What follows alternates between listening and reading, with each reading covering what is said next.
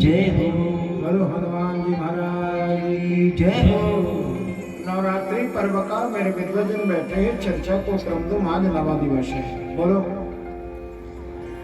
और संपूर्ण तिथियों में चाहे अंकों में यदि देखा जाए तो 9 से बड़ा और कोई अंक होता ही नहीं है। 9 के बाद शून्य आती है और शून्य के बाद फिर से इकाई दहाई शुरू होता है। बहुत सारे प्रसंग है मेरे भाई। देखो, माँ के गर्भ में बालक कितने महीने रहता है? जवाब दो। केवल 9 महीना। 9 दिवस 9धा भक्ति और 9 रूपों में भगवती जो है मनुष्य की, चाहे वो गर्भ में हो, चाहे धरा पे हो या किसी व्यवस्था में हो, उन्हीं के संरक्षण में वो पोषित होता है। ये 9धा भक्ति 9 दुर्गा का ही रूप है। और कहीं कहीं प्रकृति की चर्चा गीता जी में, प्रकृति भी दुर्गा का रूप रोज सुन रहे हो। भूमिरापो नलो वायो मनुर्बुद्धिरेवचो अहंकारे अहंकारो इत्यं मे भिन्न प्रकृतिरष्टदा। और यही पूर्ण पराकर पंच जो प्रकृति है, उन्हीं का जो वर्णन अभी अंतिम प्रसंग के समय में सुनोगे। 9वां दिवस है भगवती का उपासना का। 9 रूपों में सिद्धिदात्री सभी प्रकार के सिद्धियों अर्थात कामनाओं की पूर्ति होती है भगवती की कृपा से। कहते हैं बेटा प्रकृष्ट, और कृति कहते हैं सृष्टि के अर्थ का बोध जो कराने वाली जो तत्व है। और वही प्रकृति जहां तक हमारी दृष्टि जाती है, जहां तक हमारी सोच जाती है, समझ लो। और एक बात कहूं, जहां हमारी बुद्धि रुक जाती है, ठहर जाती है, स्थिर हो जाती है, मेरे भगवान की कृति और परिकृति, मेरी भगवान की कृपा वहीं से शुरू होती है। जहां से आदमी का सोच बंद हो जाता है, जहां आदमी की कल्पना बंद हो जाती है, मेरे भगवती की कृपा वहीं से शुरू होती है। प्रकृति के कलांश स्वरूप भगवती के अन्य अवतार। अब यही कारण है कि भगवती सभी सुखों की खानी है। हम लोग आते ना, ब्रह्मा विष्णु तोरी गुण गावे आदि शक्ति महारानी।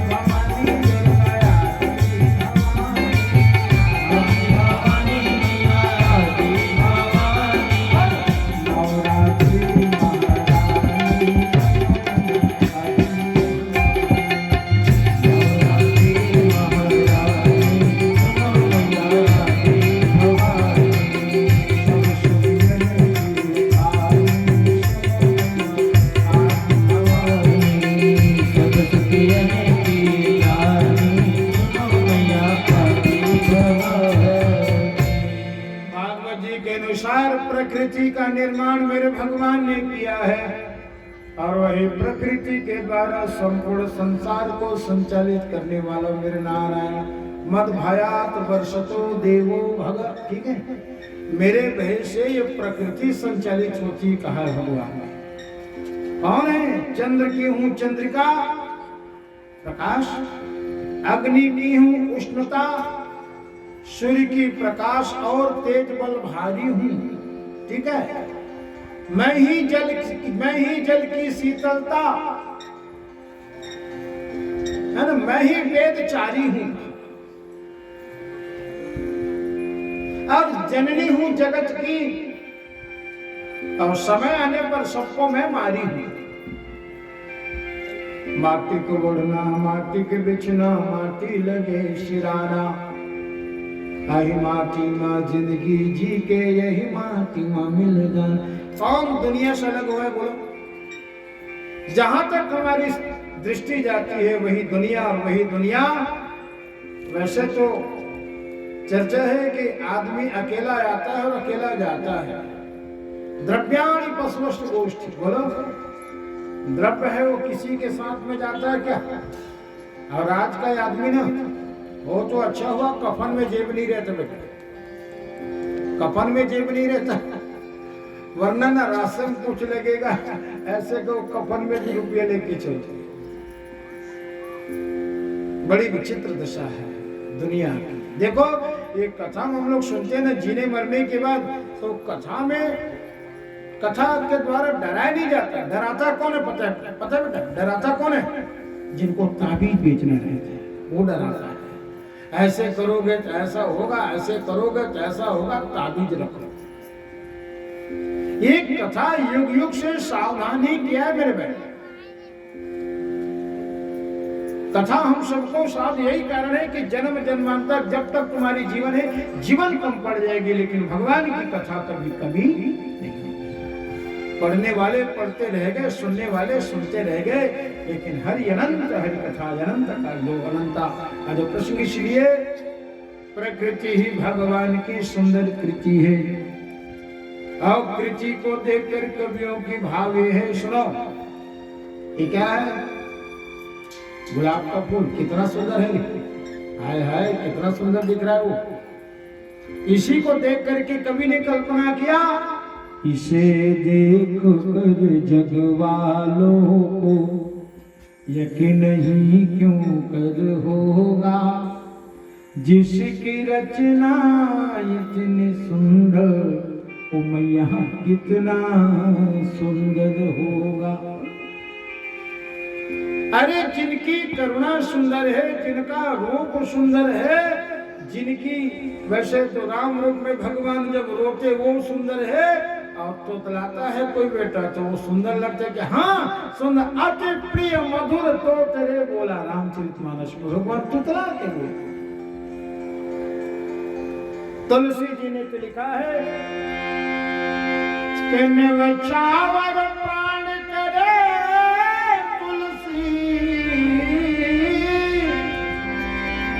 बल जाऊं लला तेरी बोलन पे, बल जाऊं लला तेरी बोलन पे। तेरे आंख बड़े घुंघ, तेरे बाल बड़े घुंघराले, और लगते हैं कारे कारे। तेरे बाल जब घुंघराले, लगते हैं कारे कारे। तेरी आँखों की मटकनिया, तेरी आँखों की मटकनिया, बलिहार सांवले, बलिहार सांवले। ब्रह्म शक्ति की चर्चा है। तेरे संग में राधा रानी, और लगती है प्यारी प्यारी। कल्पना करो राधा माधव की जोड़ी। तेरे संग में राधा रानी, लगती है प्यारी प्यारी। तेरे पाँवों की पैजनिया, तेरे पाँवों की पैजनिया के बलिहार सांवरे, बलिहार सांवरे। जहाँ तक सुंदरता की बात है सुनो, आज भी बरसाना जब जाओगे ना, गए हो ना बरसाना, तो क्या महिमा है वहाँ की बेटा पता है? ठाकुर जी को ले लो वृंदावन में, नियम है वहाँ का। और जब तक ठाकुर जी को, गोपाल जी को, राधा रानी का दर्शन नहीं कराओगे, इसमें प्राण का संचार नहीं होगा। राधा प्राण है, राधा आत्मा, समझ गए? तो सभी लेने वाले साधक ना गोपाल जी को लेकर के सुंदर सजा करके राधा रानी का दर्शन कराते हैं। राधा तो प्राण है, ये शरीर है, और शरीर तब तक अधूरा है जब तक उसमें प्राण रूपी चेतना ना हो। और यही भावना ही तो प्रधान है हमारी आपकी। बोलो मानो तो मैं गंगा माहूं, न मानो तो बहता। तो भैया श्रद्धा हमारी अपनी प्रबल है, और यही प्रकृति रूपी कृति ही परमात्मा का साक्षात स्वरूप है। और यही प्रकार के प्रकृति के कलांश कौन कौन है, इनको सुनना ध्यान से। गंगा, जिनकी कथा आप लोगों ने सुना, गंगा मां प्रकृति के कलांश है। जरत्कारु, इनकी भी संक्षिप्त चर्चा सुना आप लोगों ने। ये नागेश्वरी मतलब नागों की बहन है। जरत्कारु नागेश्वरी। तुलसी ये साक्षात कल्प वृक्ष है। कल्प वृक्ष का ही स्वरूप है भगवती तुलसी। बोलो तुलसी महारानी की जय हो। अब आई है देवसेना, भगवान स्कंद की पत्नी, भगवान शंकर की पुत्र वधू देवसेना।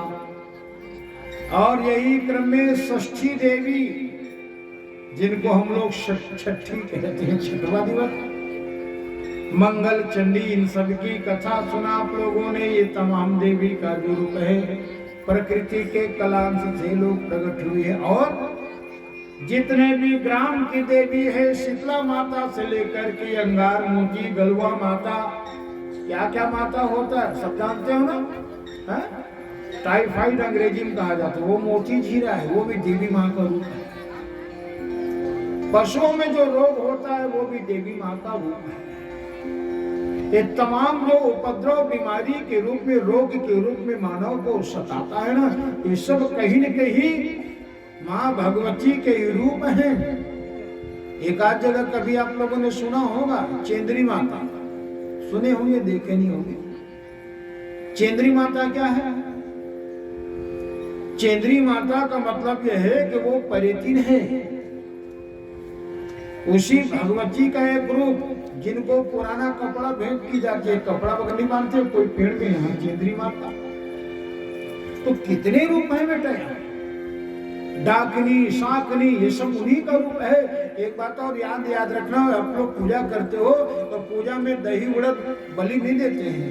पताका रख करके चारों तरफ दिया जला करके बलि, पूजा हवन में अंतिम में वो क्षेत्रपाल भगवान डाकनी शाकनी आदि जब उसमें आते हैं तो क्यों नहीं आते? भीतर पता है, भीतर में भगवती पराम्बा का स्तुति स्थान है, ऐसे लोग वहां प्रवेश नहीं कर पाते। इसलिए जब घंटी बजती है, शंख बजता है, तो प्रेत लोग जो बाहरी तत्व हैं उनको आशा जग जाती है कि माँ का पूजा हो रहा है, भगवान की पूजा हो रही है, तो हमको वहां प्रसाद मिलेगा, प्रसाद मिलेगा। तो भीतर में वो लोग नहीं जाते, इसीलिए ना बाहर पथरी में उनको क्षेत्रपाल बलि के रूप में भेंट दी जाती है। तमाम जो ग्राम की देवियां यही मूल प्रकृति के अंश है। विश्व की नारियां भी मूल प्रकृति के अंश है। 8 प्रकार के प्रकृति ये मूलांश है। भूमिरापो नलो वायु खम मनुर्बुद्धिरेव च अहंकारो इत्यं में भिन्न प्रकृति रिष्टदा। वैसे साधारण से साधारण सरल तरीके से हमको अपनी उपासना का क्रम बता दिया गया है। अरे हम 9 दिन की उपासना करते हैं भगवती की, नवरात्रि की। 4 नवरात्रि में 2 गुप्त नवरात्रि है, आषाढ़ और माघ का जो अभी चल रहा है यहाँ के यज्ञ में। आज नमा तिथि, लेकिन अष्टमी के दिन, शुक्ल पक्ष की कोई अष्टमी के दिन आप एक कुमारी पूजा को श्रृंगार करके, माहौर लगा करके, बिंदिया लगा करके उनकी पूजा, क्योंकि भक्तों को इसी कन्या के रूप में मेरे भगवती दर्शन देती है, दर्शन देती है। अब भक्त लोग आते, चलिए भक्तों को दर्शन दे गई, भक्तों को दर्शन दे गई।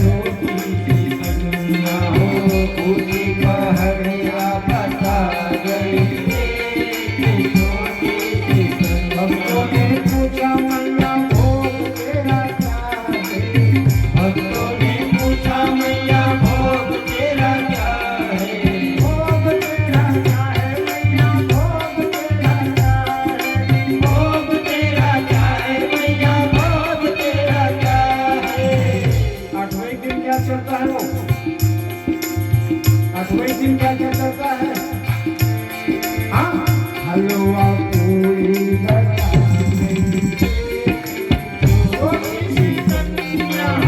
हलवा पूरी बता गई रे छोटी सी कन्या हमको दर्शन दे गई रे छोटी सी कन्या भक्तों को दर्शन दे गई रे छोटी सी कन्या। ये 5 प्रकार की प्रकृति के कलांश मतलब बेटा उनके अंश से ये लोग प्रकट हुए हैं।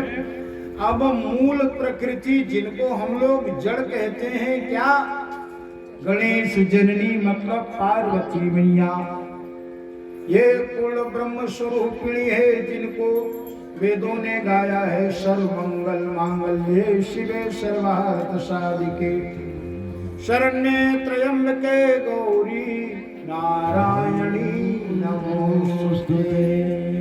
इनमें तुम रिश्ता मत जोड़ लेना, वही गौरी वही नारायणी, नारायण की, क्योंकि हरि और हर में कहीं कोई भेद नहीं। कथा की विचित्रता सुनोगे आगे चल करके।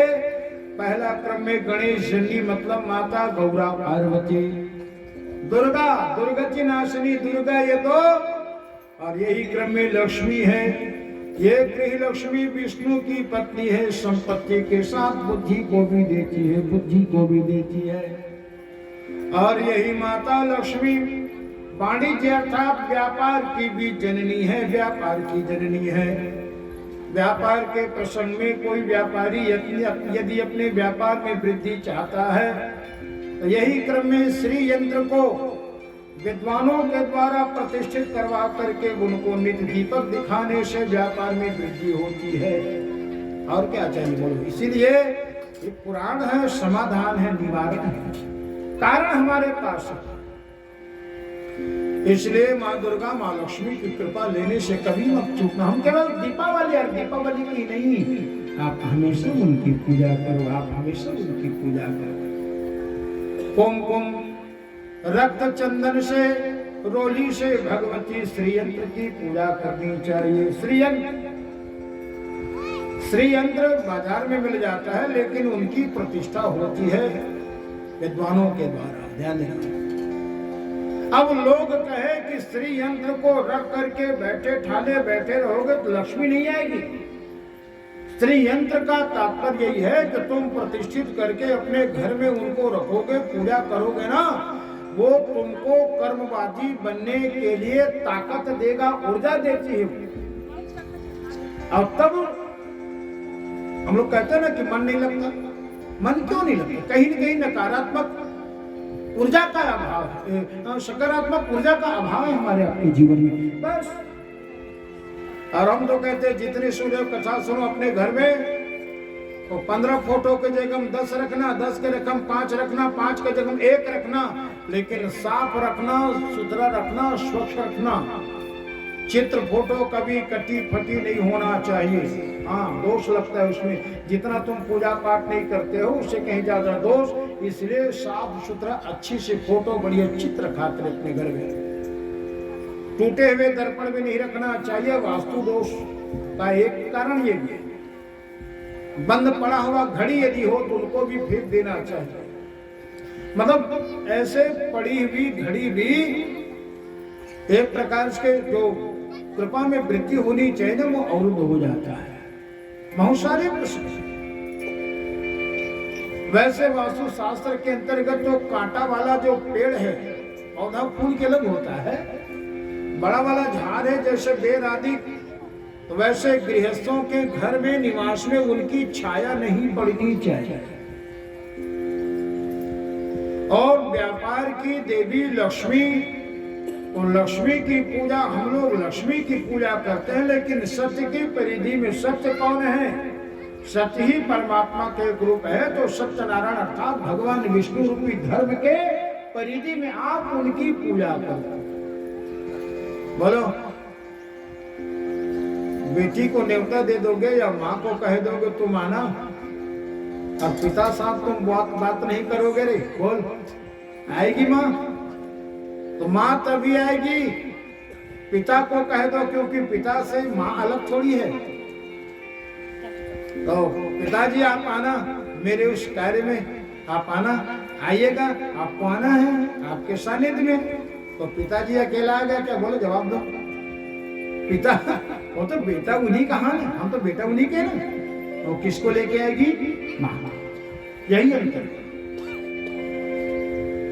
सरस्वती यही गायत्री है, बुद्धि को देने वाली, जिंदगी को स्वर यही प्रदान करती है माता सरस्वती। और भले आपको लय पता नहीं है, स्वर पता नहीं, लेकिन उनकी कृपा से हमारे जीवन में लय और स्वर है। सुनो, आंख दो है, नाक की दो छिद्र है, लेकिन दोनों नाक की छिद्र से अलग अलग वायु बहती बेटा, ध्यान देना, अलग अलग वायु।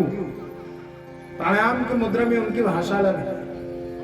कभी एक छिद्र मंद पड़ जाता है तो दूसरा प्रबल होता है, दूसरा मंद पड़ जाता है तो पहला प्रबल होता है।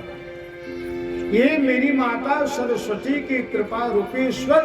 और एक बात तो मैं आपको कहूं, आप खड़े होकर के चलोगे, रेंगोगे, तो जब रेंगते हो तो जीवनी गोड़ सामने है, जीवनी गोड़ सामने तो डेरी हाथ आगे होती। सुनना, चलने का चाल का हमारी अपनी एक क्रिया है।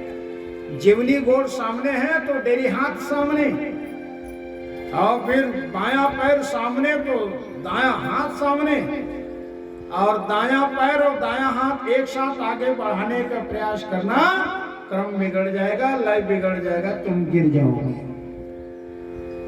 हाथ है तुम्हारा, हाथ है मेरा, हाथ में एक मुद्रा। पहले हम लोग बच्चे लोग खेल खेलते थे, ये हाथ है।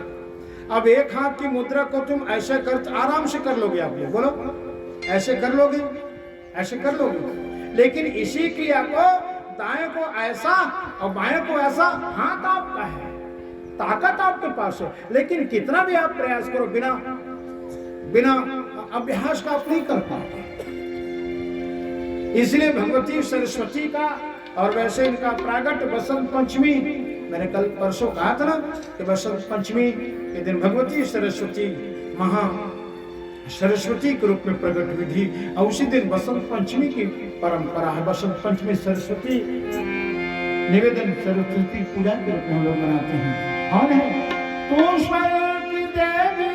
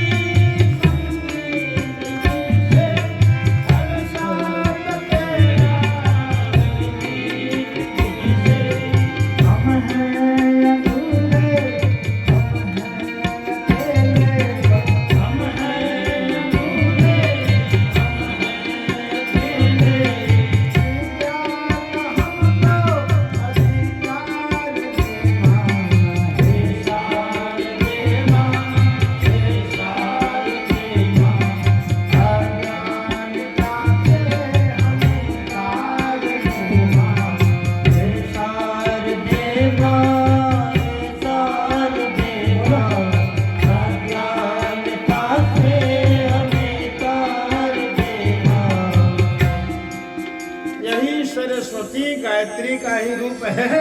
और वेद का सार यही है, वेदों की अधिष्ठात्री वेद माता जिनको संज्ञा मिली है। बोलो वेद माता गायत्री।